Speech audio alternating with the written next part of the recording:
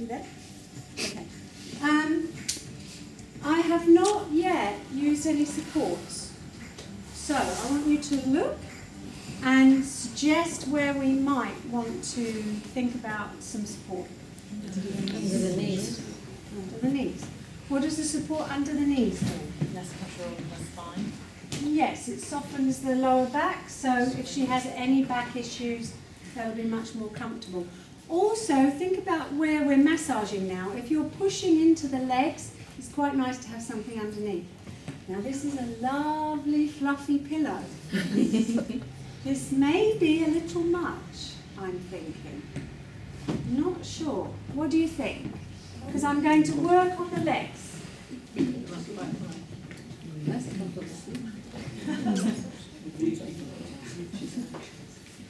So maybe a smaller towel or a smaller pillow. I'm just thinking that's a particularly fluffy one, which would be great for somebody with low back pain, wouldn't it? Yeah. Not quite so good with somebody who doesn't really, if you look at her, she doesn't look like she needs much support, does she? So when you're saying with low back pain, so as in lifting the legs higher? Yes, remember we were talking about that when we did the slip disc, yeah? Okay. You know, you're thinking about positions to have people in that are comfortable. The higher her knees are, keep going, keep going, keep going, the flatter the back is on the couch, okay, which will take the pressure off the lower So back. if you don't have low back issue, could that aggravate your position if you put the legs up higher? Too high? No, it's usually very comfortable Okay. for people. It's usually more comfortable for people to have a support under their knees, okay? I'm going to take a smaller one. So I'm kind of adapting a little bit there, because that one just looked like it's going to get in my way for a massage, okay? So think about your supports in that way too. Then we're looking at the towel technique. So you have to imagine this is a big towel, yeah?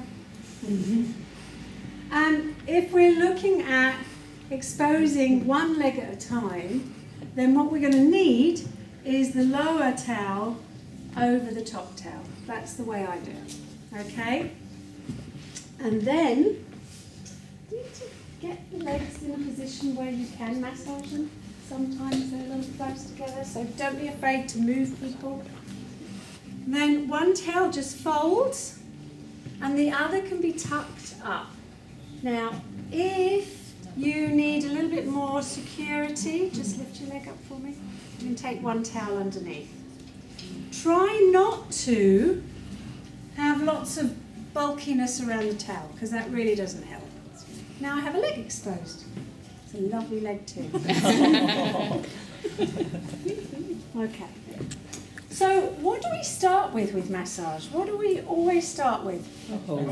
Could have done holds over the towel. Didn't, sorry, but I could have done. Could have done holds over the towel. Could equally do holds on the leg. Then what?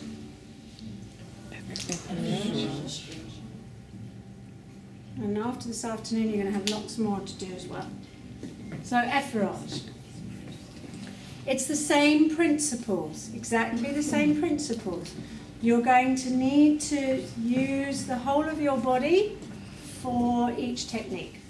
If you stand on the corner of the couch with one leg faced forward, you can lean into that knee and actually reach a long way up and a long way down. A long way up, long way down. No effort whatsoever. Okay? So please, what's wrong with this? Your back. And you're not What's using happening? your body effectively. Okay, so what would I need to do? Bend your knees. Bend the front knee. Move up. I heard move up. Bend your knee. Yeah, but you're down, you're making your knees. What else do I need to do And then? bend your hips. Bend your I need to bend what knees? Your Front knee. Okay, I need to go forward on the front knee And bend your hip.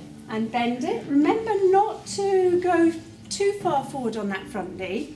So what we're not wanting to go is beyond the point of the toes, because then you flex your knees and it can be a little bit more uncomfortable. Be careful with your knees is what I'm saying. So perhaps I need to move a little and then move down again. And you can move while you're going. It's not a problem. Okay, so if you want to effleurage the whole leg, I can actually reach the whole leg quite easily, all the way through and all the way back. But that's with my body, that's not just with my hands. I'm spreading the oil, and I really like to come around the back of the leg as well. That's if you want to do the whole leg. You don't have to, but if you want to effleurage the whole leg, that's one way of doing it. Okay? Good so far? And you can, then what I tend to do is use the lower leg and then the upper leg separately. So more effleurage on the lower. Notice how the hands come up, round, almost just squeezing either side and through. So there's that pulling. Remember the pulling we did early on? Pulling through like a rope. The next thing I tend to do, but this is just in sequence of light, medium, deep, light. Yes? So if you keep that in mind, you really can't go far wrong. Is what I call a kind of drainage stroke. Your hand just seems to fit perfectly around the tibia there. Okay, with that dragon's mouth, if that makes any sense to any of you. Mm-hmm. Nice V. Soft hand, full hand in contact. But the pressure comes from behind. So I'm leaning with my whole body into that. Can you see? Watch the body rather than the hand. Watch how the hand stays soft. I'm only putting my other hand there just to show you it's not part of it. Hand stays soft. What's the difference between that and that? Tension. Tension in the hand. And in your whole arm. And what would the pressure be like here? Quite strong. Quite strong. Quite strong. Okay? So soft hand comes from behind and moves through. And you could do one at a time, alternating. It's quite nice, I think. Quite nice. Okay. It's a soft hand at the moment. Soft hand. I'll say that so much to you all, because as soon as you put any tension in any part of your hand, it becomes hard and rigid. And that's a whole different experience to soft and connected. I can use as much pressure as I like with a soft hand. Watch that. Okay? Yes. That's much more pressure I'm using now, but the whole hand is soft. So it's not as rigid and uncomfortable. Okay?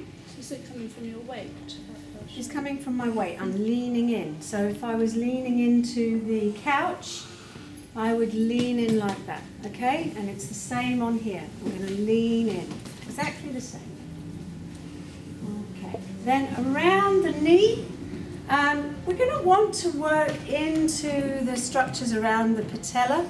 The patella moves. It's okay that it moves. It's meant to move. It feels a bit strange to people when you do move it, but it's meant to move.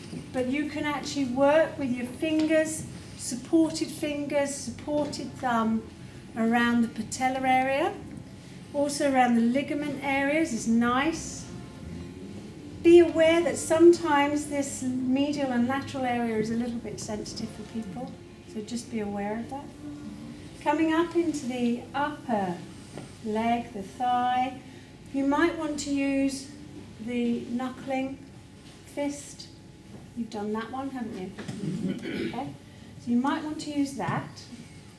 If you want to get more pressure, you can tuck your hand, no, that's the hand there. You tuck your elbow into kind of your hip and move the two together. I'm going to show you that, like that. See that? So it's just kind of using your body in a different way. And that can be quite a strong movement. How does that feel pressure-wise? It's okay, light, but I can go a lot stronger, yeah? So I'll just, how's that? This is the iliotibial band here. Again, it's an area that can be quite sensitive for people. So effleurage, deeper effleurage, you can do one hand on top of the other. You've done all that kind of work.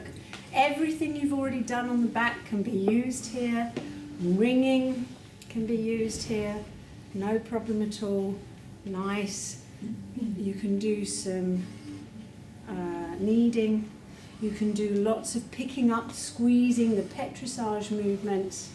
Lots of picking up, squeezing, moving together, the petrissage, okay? The other thing that I think works really nicely here is a rolling technique. So you're literally picking up, squeezing, rolling forwards with the heel of the hand, rolling forwards with the thumbs. Remember, don't take your thumb too far away from your fingers. Can you all see all right? You can come a lot closer. Of course you can. I don't think you'll see those techniques. Vanessa, come round here. Right in the back there. Okay, so I'm going to show you that again. Can you all see exactly what I'm doing? Okay. When you roll, what you're going to do is anchor one area and roll the muscle onto it. Roll the skin and the muscle onto it. Okay? So that's using the thumbs. I can use the heels of my hands, and I can anchor my thumbs and roll the tissue back onto those. Okay? It's just a rolling technique. It's another kind of petrissage. If you find something, what are you going to do next? Compression. Justina has no... It's lovely in here, it is. It's nothing. Sorry. It's lovely. Can we find something? That might be something. Hang on. Yeah, a little bit there. Okay. So if you do find anything and you want to work deeper, then we're going to use compression techniques. Have we done percussion? Yes. Marvellous. Are you all right with that pressure? Yes. Good. I mean, like, just to show that you can. Okay? So you might use more pressure with your digits, with supported fingers, supported thumbs. If you've done forearm, you can use your forearm. There's nothing to stop you working down the iliotibial band as well. It's quite a strong movement, so be aware of that. That was a habit, by the way. I tend to use those parts of my knuckles. You've probably noticed that. It's not something you've necessarily been taught. That's what you've been taught, right? Okay. And some people find it easy to use those as well, some don't. So, you know, be kind of guided by what's comfortable for your hands as much as anything, okay? Percussion, of course you can use percussion. Think about how you're going to come into the percussion movement. So don't just suddenly start hacking, just think about ways to bring percussion in so it's nice.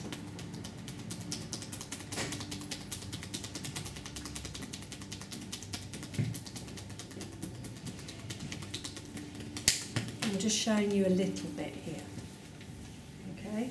Just a little. That compression, what that did. Okay. Can I just ask you said about going down on the Iliotibial that band. one, and is that the same on the quad? You can, that's fine to go down, and that one is it better to go up? I think I would tend to go up on the quads because there's no advantage going down, but sometimes if you really want to get into the IT band, going up or down is quite useful.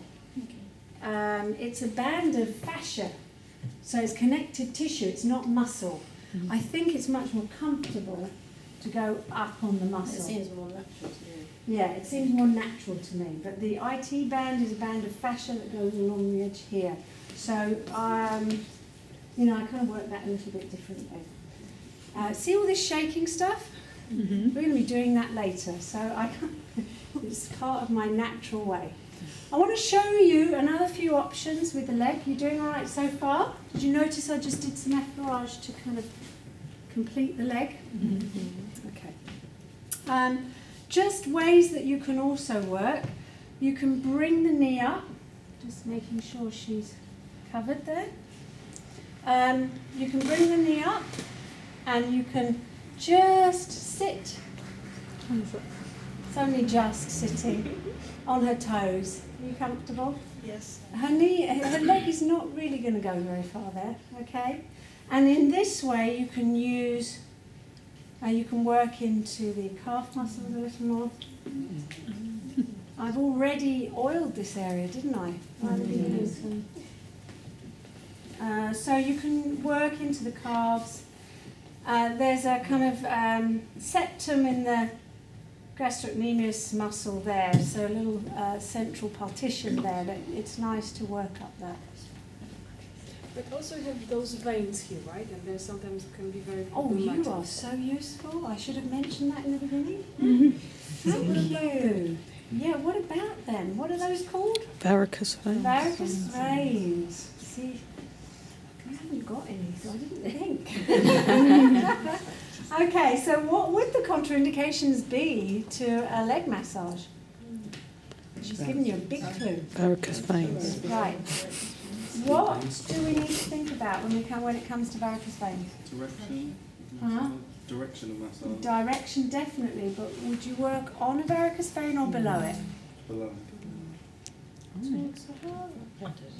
Would you work below or on a varicose vein? No. Clue. Clue. Clue? No. You wouldn't work below or on varicose veins. Where do you work? Why do you work above? Blood flow.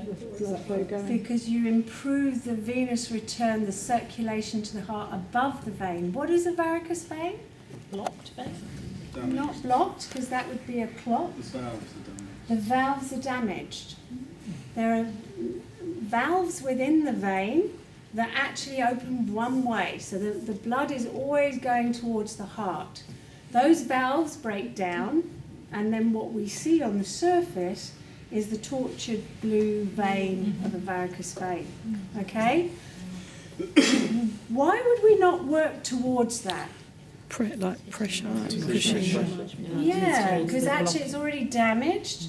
So if you're going to put blood into the area, keep pushing it into the area, you're already on a damaged area. Why do we work above? Because it drains and it helps those varicose veins, it just helps to stop the congestion within the vein. Okay? Avoid even light effleurage over those veins as well. A light touch. As we know, effleurage can be anything from that to a deep, but really, you're not going to work around really tortuous veins. You're just not. But what you could do is some connection holds. So I was thinking if you've got someone who's got a number of varicose veins, how you'd start off to obviously do your hold, but then if you can't really... Then you have to work above. So literally Then just it's do- one of those local Are they contraindications. painful varicose veins? It depends on the severity of them. If they're really bad, they can become ulcerated. So yeah, over time, a lot of older people get ulcers around the varicose veins that they have because the circulation is poor around that area and because it's damaged tissue. If you've seen old people, some old people, not all old people, I've got some varicose veins, but you'll see a whole clump of varicose areas. It's not pleasant. And that's vulnerable. So if they then knock that area and get an injury, then it doesn't heal so well and it can become ulcerated. So you don't want to be working around things like that. Working above would be good. So if you had, I don't know enough about varicose veins, but if you can get them sort of bottom and top, you'd avoid doing anything. Yeah, you just would. You just wouldn't work on somebody with a varicose vein leg. It's difficult, isn't it? It's hard. But people with varicose veins will wear those support tights because it helps support the veins. Some people just have visible veins. I don't know if any of us here have visible veins. It's just that, if you look at me, if I've had my hand down, you can see the vein. That isn't a varicose vein, that's just a visible vein. Okay? So what we're talking about is the level of damage really that's in the vein and whether you'd work on it. Okay? I'm just thinking things through. This is my I don't know what to do next stroke. Just checking. So we've done ring. Anything I've missed, guys? Anything I've missed? that you think she hasn't done that. Did you do your chocolate spreading? My chocolate spreading, yes, my chocolate spreading works very well in these areas here. Yeah, I love that stroke. Thank you for reminding me. Chocolate spreading. We're going to cover foot massage when we do relaxing massage, but why not include the foot with some chocolate spreading and with some work on the toes? Anything around the ankles with your fingers feels good. Is there anything more on the top of the Yes, okay, tibialis anterior, thank you. I do love you people just reminding me of things. Tibialis anterior here, right, this side of the tibia. Very often quite sore for people.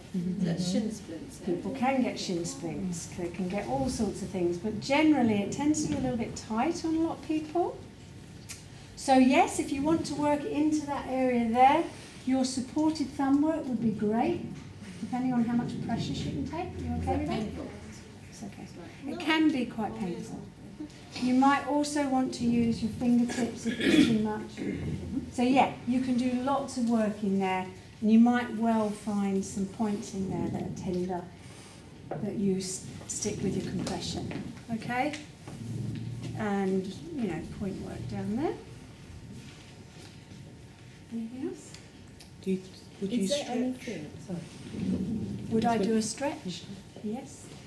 Could easily do a stretch. We'll be doing lots of things like that later today.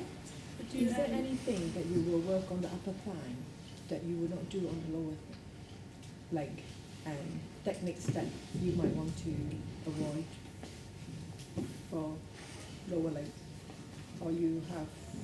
Helen, you've lost me. Have you got anything in mind? Yeah, because the upper thigh is normally more meatier, shall Yeah, I say, yeah. than the lower thigh. The Yeah. lower thigh tend to be a lot of bones. Yes. Is this something that you will? Bear in mind, that's why I said the drainage stroke works really well, because actually it's a whole hand in contact and you don't, it's a very easy stroke for the lower leg. Then you'd work much more specifically on the actual muscle tissue. Right. And you're right, this whole area of the shin here, there's nothing much going on there, is there? No. So the drainage strokes works really well. When you try, I don't know if you already do that, but the drainage stroke is really nice for the lower leg. And of course, if you want to get into the soleus, and you know, you can get around the side here, no problem. But you'll feel when you do the lower leg, yes, you're up against bone most of the time. You're not going to do, you know, you're going to be sensitive to that, okay? Yeah, you can move the leg. You can move, let me just bend that. Move the leg, side, side. I would have a cushion there and move the leg that way. If you want to get into the adductors, yeah, I'm just going to make sure you're all right. Then you can move the leg the other way. You have to watch your towel technique. But then you'd support here and work into the adductor areas. But most of the time you can get to those quite nicely. Okay? There's lots of other techniques. This is just a start. Okay? Do you bring the energy kind of down towards the end or up towards the I always end with a grounding with the feet, personally.